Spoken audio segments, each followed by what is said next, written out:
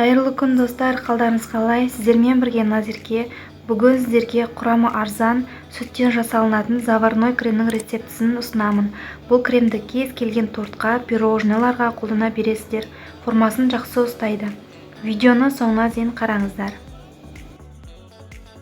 Ең алдымен таза ыдысымызға жұмыртқаның сары уызын саламыз.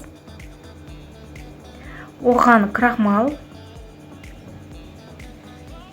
ұн, шымшым тұз және ванилин салып, жақсылап араластырамыз.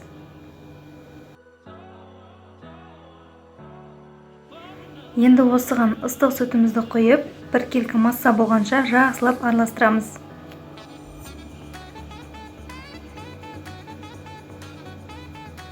Сосын қантымызды саламыз.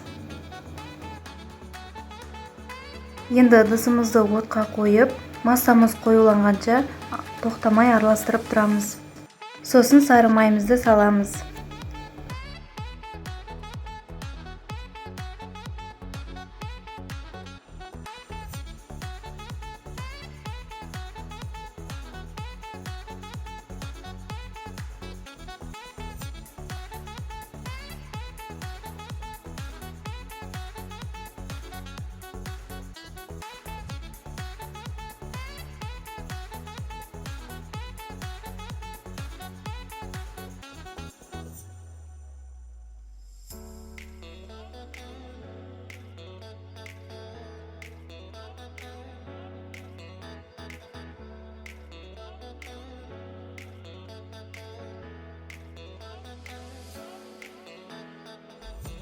Креміміз дайын болған соң оттан алып, бөлек ыдысқа саламыз.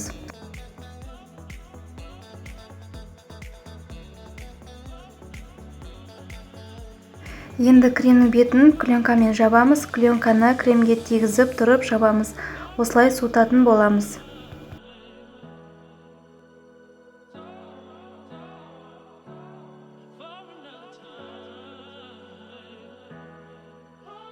Мінекей креміміз суыды. Енді оған сгущенка қойып, жақсылап бір келкі масса болғанша миксерлейміз.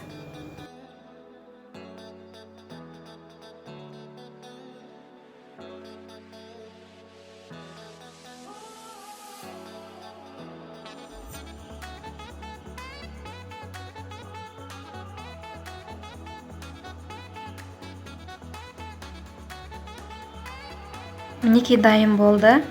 Торт пісіргенде міндетті түрде осы кремді жасап көріңіздер. Келесі видеода кездескенше сау болыңыздар.